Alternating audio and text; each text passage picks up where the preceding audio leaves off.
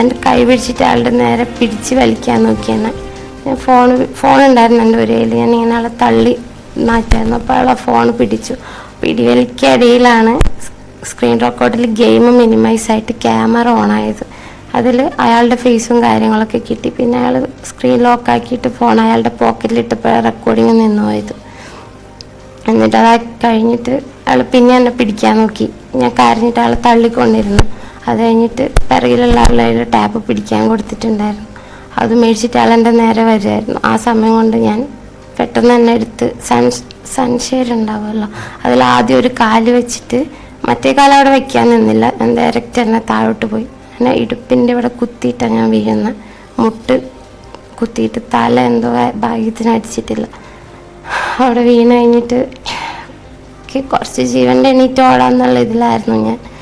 എണീറ്റ് ഓടാൻ നോക്കിയപ്പോൾ കാലെൻ്റെ കൂടെ വരുന്നില്ല. കാലവിടെ ഇങ്ങനെ ഇതായിട്ട് കിടക്കുക. എത്ര നോക്കിയിട്ട് വരില്ല. വേദന കൊണ്ട് ഞാൻ പിന്നെയും കരഞ്ഞു. രക്ഷിക്കണമെന്ന് അറിഞ്ഞിട്ട് ഞാൻ കരഞ്ഞു. അയാളുടെ ജ്യേഷ്ഠൻ്റെ വീടൊക്കെ ഉണ്ട് തൊട്ടടുത്ത്. അങ്ങോട്ട് നോക്കിയിട്ടെല്ലാം ഞാൻ ഉറക്കെ കരഞ്ഞു. ആ സമയത്തൊന്നും ആരും വന്നില്ല. അപ്പോൾ ഈ റിയാസ് എന്ന് പറഞ്ഞ അയാളാണ് ആദ്യം ഇറങ്ങി വരുന്നത്. അയാൾ ഇറങ്ങി വന്നിട്ട് ആ കിടന്നിടത്ത് തന്നെ വീണ്ടും വലിച്ചു. കാലിൽ പിടിച്ച് വലിക്കാൻ നോക്കി. ഓൾറെഡി ഇഞ്ചേർഡായിട്ടുള്ള കാലായത് കാരണം എനിക്ക് നല്ല വേദന ഉണ്ടായിരുന്നു.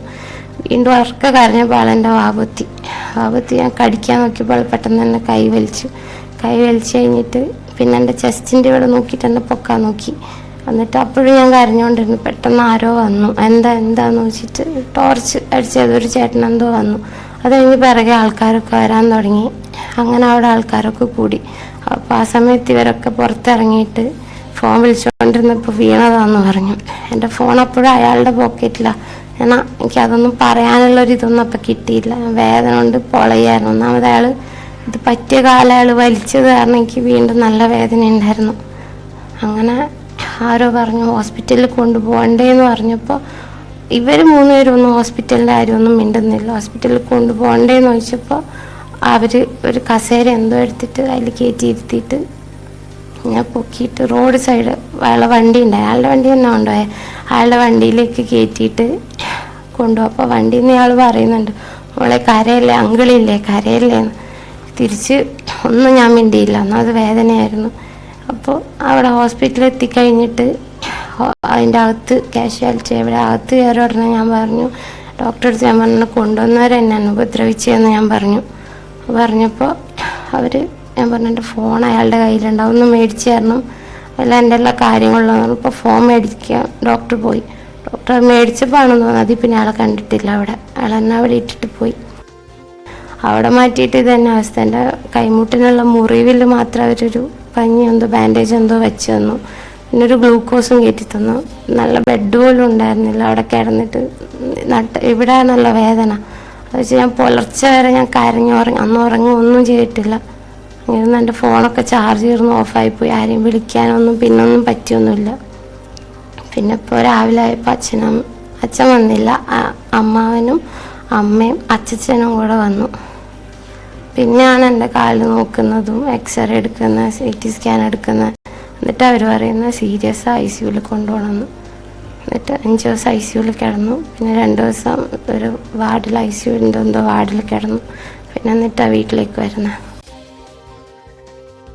1 വർഷം മുമ്പ് എനിക്ക് ഓഫർ ലെറ്റർ കിട്ടിയിരുന്നു. കഴിഞ്ഞ ഫെബ്രുവരിയിലാണ് എനിക്ക് ഓഫർ ലെറ്റർ കിട്ടുന്നത്. ആ സമയം മുതൽ ഇത് തുറക്കുന്ന, അതായത് ഡിസംബർ 22 ഇത് ഉദ്ഘാടനം ചെയ്യുന്നത് വരെ ഞാൻ വെയിറ്റ് ചെയ്തു ഇതിന് വേണ്ടിയിട്ട്. വേറെ എനിക്ക് ജോലിക്ക് പോകാൻ ഞാൻ പോകുമെന്ന് പറഞ്ഞപ്പോൾ ഇയാൾ പറഞ്ഞു പോകണ്ട, ഞാൻ മാസം ഒരു പോക്കറ്റ് മണി തരാം. ഞാൻ പറഞ്ഞു വേണ്ട, അതൊന്നും വേണ്ട, ഞാൻ PSCയുടെ എന്തെങ്കിലും നോക്കുന്നില്ല. അപ്പോൾ അതൊന്നും നോക്കണ്ട, ഈ ജോലി തന്നെ ഇതാവും, നമ്മളിത് ഞാൻ പ്രൊമോഷനൊക്കെ തന്ന് ഇതിൽ തന്നെ നമുക്ക് നന്നായിട്ട് പോവാം, അങ്ങനെ രീതിയിൽ പറഞ്ഞ് ഇയാൾ പോക്കറ്റ് മണിയൊക്കെ അയച്ചു തരാനൊക്കെ തുടങ്ങി. അപ്പം ഇങ്ങനെ അയച്ചു തരുമ്പോൾ എല്ലാവരും അറിയുന്നവരാണെങ്കിൽ പറയും ഇയാൾ എന്തിനാ ജോലി പോലും ചെയ്യാണ്ട് ഇങ്ങനെ പോക്കറ്റ് മണിയൊക്കെ അയച്ചു തരുന്നതാണ്. അങ്ങനെ ഒരു ദിവസം പിന്നെ എൻ്റെ അമ്മയൊക്കെ വിളിച്ച് സംസാരിച്ചു ഇയാളോട്. അപ്പോൾ ഇയാൾ പറഞ്ഞു പിന്നെ നല്ല മോളാ, എനിക്ക് ഭയങ്കര ഇഷ്ടമാണ്, എൻ്റെ മോളെപ്പോലെ ഞാൻ കാണുന്ന, അതൊക്കെ എൻ്റെ പ്രായമുള്ളൊരു മോളുണ്ട്, അപ്പോൾ അതുപോലെ ഞാൻ കാണുന്ന, പിന്നെ അവളുടെ ഇനി എൻ്റെ സ്ഥാപനത്തിൽ വരാൻ പോകുന്ന സ്റ്റാഫല്ലേ, അവളുടെ എല്ലാ ഇതും ഞാൻ ചിലവെല്ലാം ഞാൻ നോക്കിക്കോളാം, അങ്ങനെയുള്ള കാര്യങ്ങളൊക്കെ പറഞ്ഞ് പിന്നീട് അയാൾ എല്ലാം ചെയ്തു തന്ന് ഞാൻ വേണ്ടാന്ന്, അയാൾ എത്ര പൈസ ഇട്ട് തന്നപ്പോൾ ഞാൻ അത് വേണ്ടാന്ന് പറയുന്നത് എല്ലാ സ്ക്രീൻഷോട്ട് എൻ്റെ കയ്യിലുണ്ട്. ഇതുവരെ 1 രൂപ പോലും ഞാൻ അയാളുടെ അടുത്ത് ചോദിച്ച് മേടിച്ചിട്ടില്ല. ചോദിച്ചിട്ടുണ്ട്, അതൊരു 1,00,000 രൂപ ഞാൻ ചോദിച്ചിട്ടുണ്ടായിരുന്നു. അത് ജോലിക്ക് കയറുന്നതിന് കുറച്ച് നാൾ മുമ്പേ സാലറിയിൽ നിന്ന് പിടിച്ചോ എന്നുള്ളതൊരു വീടിൻ്റെ ഒരു ജപ്തിയുടെ കേസായിരുന്നു. കുറച്ച് നാൾ കഴിഞ്ഞാൽ അത് പത്രത്തിൽ വരും, ആ ഒരു അവസ്ഥയിലായിരുന്നു. അപ്പോൾ പൈസ അടക്കാതെ വേറെ വഴിയില്ല. 1,00,000 രൂപ ഷോർട്ട് വന്നായിരുന്നു. അത് അയാളടുത്ത് പറഞ്ഞ് അയാൾ 1,00,000 രൂപ തന്നിട്ട് അത് എൻ്റെ സാലറിയിൽ നിന്ന് ഞാൻ 40,000 ഞാൻ തിരിച്ചടച്ചു. ബാക്കി 60 കൂടെ അടക്കണം എന്നുള്ളത് കാരണം എനിക്ക് 30,000 ആയിരുന്നു സാലറി. അതുകൊണ്ടാണ് ഞാൻ അവിടെ പിടിച്ചു നിന്നത്. അത് അടച്ചിട്ട് എനിക്ക് വേണമെന്നുണ്ടെങ്കിൽ അയാൾ എൻ്റെ അടുത്ത് ചെയ്ത കാര്യങ്ങളൊക്കെ അയാളുടെ ഭാര്യനെ അറിയിച്ചിട്ട് ഇനി നിൻ്റെ പൈസയും തരില്ല, ഒന്നും തരില്ല എന്ന് പറഞ്ഞിട്ട് എനിക്കിവിടെ വന്നിരിക്കുകയായിരുന്നു. പക്ഷെ ഞാൻ അങ്ങനെയല്ല ചെയ്തത്. പൈസ കൊടുക്കണം എന്നുള്ളത് കാരണം ഞാനത് കൊടുത്തു തീർക്കിയത്. പിന്നെ ഇതൊക്കെ നടക്കുന്നത് ഇപ്പം എനിക്ക് തോന്നുന്നു ഇയാൾ എന്നെ അങ്ങനെ എന്തെങ്കിലുമൊക്കെ ചെയ്തിട്ട് പിന്നെ അത് അന്ന് വേറെ ആരോ വന്ന് കൊന്നതാണോ എന്ന് പറയാൻ ഓൾറെഡി അല്ലെങ്കിൽ അന്നത്തെ CCTV റെക്കോർഡുണ്ട്. അതൊരു 16-ാം തീയതി അങ്ങനെ നടന്ന സംഭവം. ഞങ്ങൾ ഫ്രണ്ട്സായിട്ട് അവിടെ കൂടിയത് അങ്ങനെയാണെന്ന് എനിക്ക് തോന്നുന്നത്. കാരണം ഒരാൾ എൻ്റെ അടുത്ത് ഓൾറെഡി പറഞ്ഞിട്ടുണ്ടായിരുന്നു. അയാൾ പറയുന്നുണ്ട് ആ സമയത്ത് അവിടെ വേറെ ആരോ വന്നു, അയാളെ പിടിക്കാൻ വേണ്ടിയിട്ടാണ് ഇയാൾ വന്നതെന്ന്. അങ്ങനെയാണെങ്കിൽ ഞാൻ പറയുന്ന അവിടുത്തെ CCTV എന്ത് വേണേലും ചെക്ക് ചെയ്യാം. അതുമല്ല ഞാൻ ഗെയിം കളിക്കുന്നുണ്ടല്ലോ, അത് അരമണിക്കൂർ ഓടിക്കൊണ്ടിരിക്കുന്നത് ഇതായിരുന്നു. അതിലൊരു ആൾ വന്ന ഭാഗം മാത്രമാണ് ഞാൻ കട്ട് ചെയ്തിട്ട് തന്നിട്ടുള്ളത്. ഇതാണ് ആ പെൺകുട്ടിയുടെ തുറന്നു പറച്ചിലുകൾ. താൻ നേരിട്ട ക്രൂരത അതാണ് ആ പെൺകുട്ടി നേരിട്ട് തുറന്നു പറയുന്നത്. എത്ര കണ്ട് ക്ലേശകരമായ ഘട്ടത്തിലൂടെയാണ് കടന്നുപോയത് എന്നതാണ്. എന്തായാലും ഈ വിഷയത്തിൽ ആ കുട്ടിക്ക് നീതി കിട്ടണം, അന്വേഷണം നടക്കട്ടെ എന്ന് നമുക്ക് പ്രതീക്ഷിക്കാം.